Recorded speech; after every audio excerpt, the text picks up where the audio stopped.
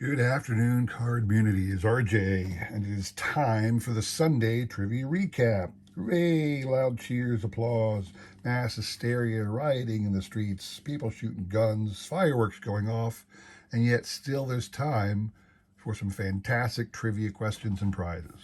All right? So, this past week was an experiment of mine. I showed three different sets of Hall of Famers from three different card sets and asked for you to tell me which Hall of Fame person I left out of the showcase and which non Hall of Famer I inserted. I say it was an experiment because while I did get people to answer and nobody said it was a terrible idea, the number of responses I got was about half of my norm.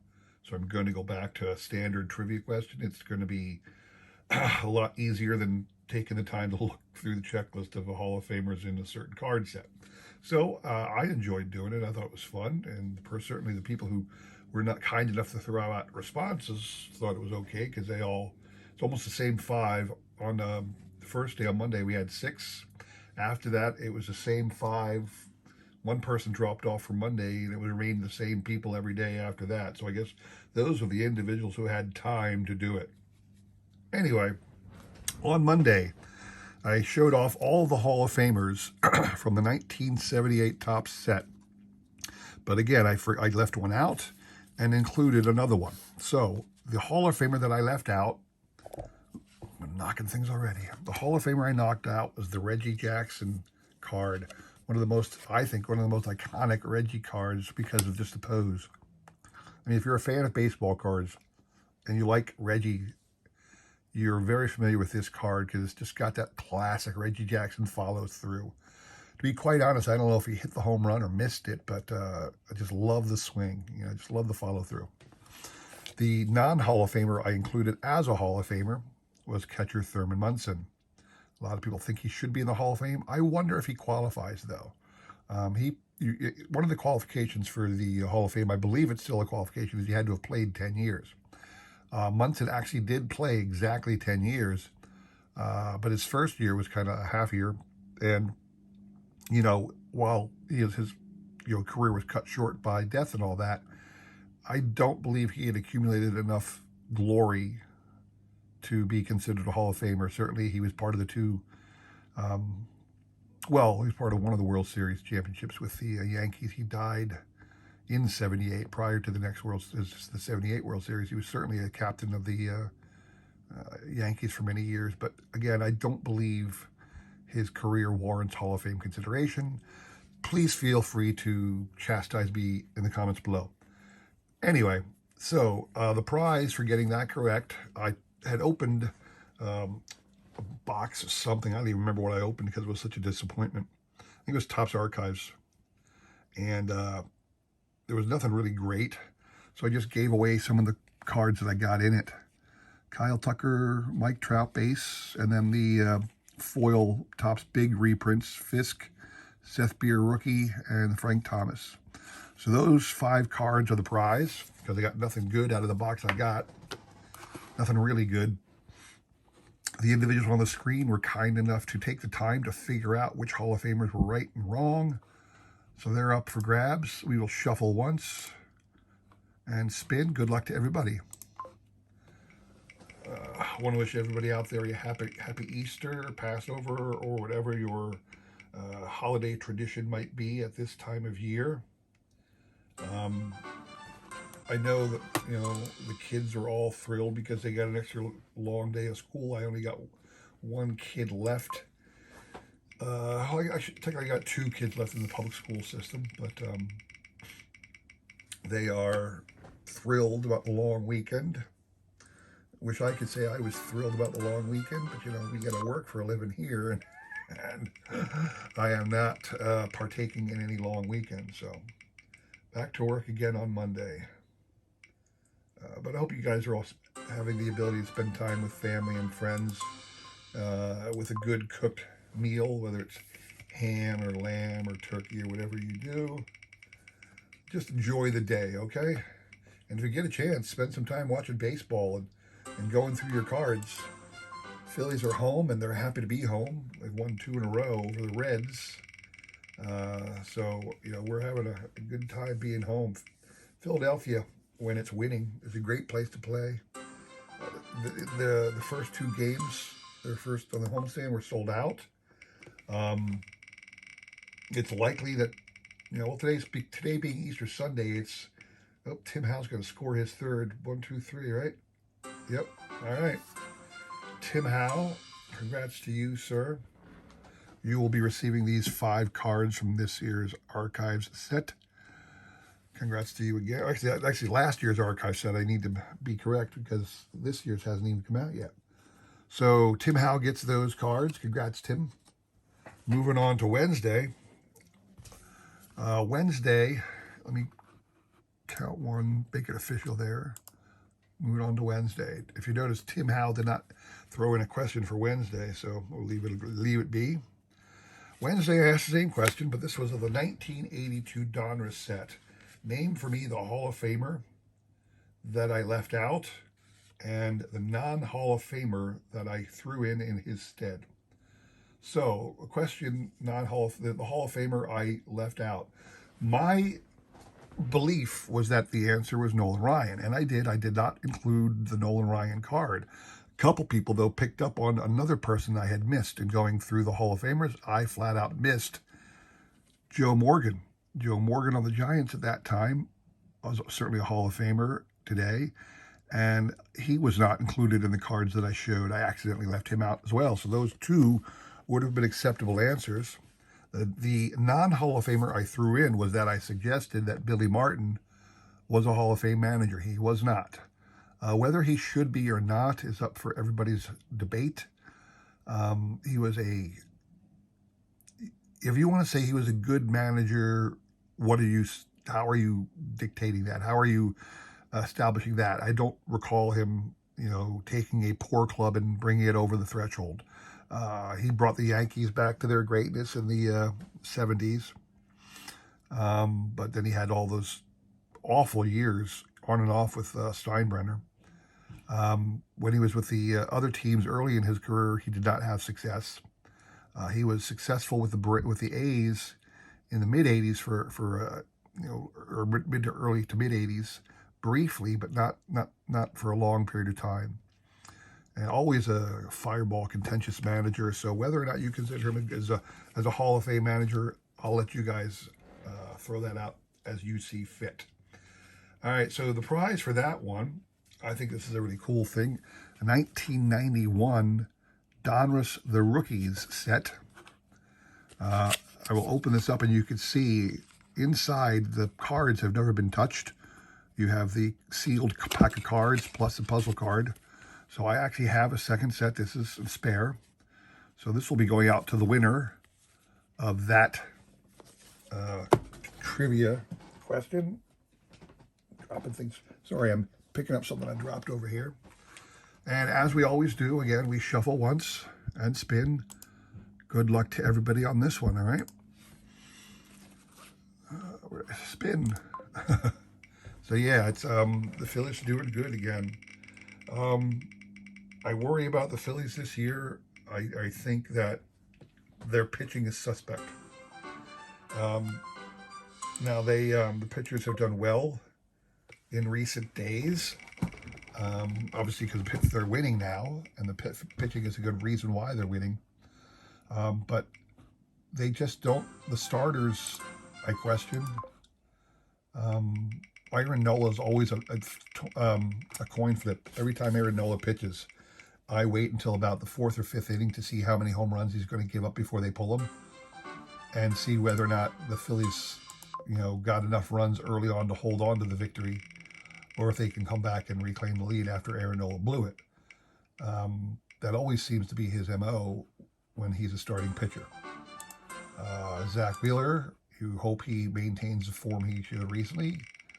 You kind of hope Andrew Painter can heal quickly and be considered to be brought up to the big league roster. And if he is, will he pitch to the ability everybody believes he has? And let hopefully the Phillies can keep going there. I don't know, but all I can say is I'm hoping the Phillies have a great year. They started slow, and it's rare that any team goes 0-4 and makes the playoffs. Uh, but, it's not unheard of. So the Phillies have done some more surprising things in the past. Why not, right? Why not us? Why not us? So I was reading an article earlier today about a lot of people not happy with some of the rules that have been initiated by baseball. Bears baseball cards. All right, Jesse over at Bears baseball cards. Congrats to you, sir. You'll be getting the rookie Dominus 1991 rookie pack. Congrats to you on that, sir. We are moving on to Friday because Bear is out. There is only 4 people up for grabs on this one. Same format as before, showing off every Hall of Famer in a specific baseball card set. This set is the 1986 Sports Flicks set. The Hall of Famer that was not included was Mr. George Brett of the Kansas City Royals. He, in fact, was card number 1 of the set, so very easy to figure it out if you happen to be perusing the checklist to figure it out. The non-Hall of Famer included Mr. Steve Garvey. A lot of people might say Steve Garvey should be a Hall of Famer. I happen to think that's true. He was widely regarded as one of the best first basemen of his era while he was still playing. I mean, he was still playing in an era when Willie Stargell was still manning the first base bag. Rod Carew was manning first base, but Garvey was a perennial all-star at first base. So, Dodgers certainly had at least one championship with him, certainly a lot of successful years with him at first base. But anyway, Steve Garvey was the non-Hall of Famer I included. The individuals on the screen, again, were the ones lucky enough or kind enough to send out a guess. We will shuffle once and spin.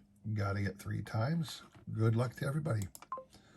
So I said I was reading an article about people talking about the changes in baseball, how they are not going over well. And of the changes made, the one I'm not happy with, I shouldn't say, the couple that I agree are not good for the game is the pitch clock. The pitch clock is bad. They keep saying they want to speed up games. Baseball is that baseball is. So, for example, if you know the game of cricket, traditional cricket games can last multiple days if played under the old rules. So it's not a matter of speeding up the clock. It's a matter of this is the game we have. This is how long it takes to play this game, like it or not. The pitch clock is a bad thing. Sometimes the pitcher and catcher just can't get together on the same pitch. They need more time to discuss. For the integrity of the game, they should have that right. You can't force a pitcher to throw a pitch he doesn't want to pitch. You can't force them to do something that's wrong for the game. The other one is the amount of times he can throw over to first. It's just given it's just giving a runner the right to steal. Wilbur Cookmeyer, Tommy Markwell, 3 in a row for you, sir. That was a quick one. So congrats to Tommy. You're getting this. I'm not sure if I even showed off the prize. The prize was the 2022 Topps Update Series manufactured pack. This Jackie Robinson logo, man, for Fernando Tatis Jr. version. So, Tommy, you're getting that. I want to finish my rant here real quick, though. You can't give a batter a license to steal because you've told him the pitcher can never keep you close anymore. It's just wrong. You can't be done. And if you've taken away his ability to throw over and forced him to throw a pitch to the plate during a certain amount of time, the batter, the runner can just take really long leads if he can get back, make the pitcher throw over, and then he knows he can take a lead of, who knows how long. The moment the pitcher makes a move, he can go. And it's just wrong for the baseball. I don't care about the oversized bases. A couple inches more on the base isn't going to destroy the game. I don't care what some of the purists say about the oversized base. Maybe you'll have a little bit more offense because people will be safe and they'll get to base a few more times a year. That doesn't. I don't think that destroys the integrity of the game. I think it does destroy. Well, does it destroy the integrity of the game to take away the shift? No, it doesn't. But it's pathetic. I mean, really. If you're a baseball player and if you can't figure out how to, you know, hit the ball to the opposite field, you're no good. You're not a good baseball player. Now here I am, a fat man sitting at home, railing on professionals to do their job right. I get it. Okay, I get it. But the best players in the game, Wade Boggs could hit the freaking ball anywhere he wanted to, as if he picked it up and dropped it there out of the sky. I mean, your best players can do the job. And if you're not a good player, then, if the defense wants to put the shift on you and, take away your ability to get on base, tough. Learn to hit, pal. So, I don't think taking the shift away is a bad thing. It's not ruining the integrity of the game. It's just a cop-out that the players can't play better. That's what it is. If a few more people get hits and whatnot, it just means the scores will be a little higher. Okay, it doesn't change the nature of the game. There's still 9 men on the field. They just it's just that the shortstop's got to stay where he belongs. The second baseman's got to stay where he belongs. I don't think that's a big deal. So whereas I also think that in extra innings, the whole concept of throwing a man on second base is a terrible decision. That to me is juvenile. It's frickin' Bush League. It's dang T-ball. It's going all the way back to like Little League and T-ball crap. I mean, that's ridiculous. Just to save time, because they're worried about revenue. It's the almighty dollar, and that kind of stuff annoys the heck out of me when they ruin a perfectly good thing because it gives them more money. You get the money you can get. That's your ceiling. That's your ceiling. To alter it to get more money, you'd think maybe the players would be on board, but they're already griping. Give them this decision. Okay, fine. We'll keep it the way it is, but your contracts are going to get smaller. Now ask the players if they'll support it. Have that debate. But from a purist standpoint, from us fat guys on the sidelines, looking at the way things are changing, we're not happy. So I apologize for the rant there. Had to be done. Had to be done. Anyway, I hope you enjoyed that video. Again, we'll be deviating from the format next year. We'll be going back to normal trivia questions that you can just look up, rather than having to scour through a long list of checklists and cards. So that'll be back next week. Enjoy your Easter holiday, people. Enjoy the relaxation and time with family, I hope. Kids, enjoy the extra day off on Monday, all right? Appreciate you all watching. Please consider liking, subscribing, commenting, and all that jazz. And I'll see you again tomorrow. Take care.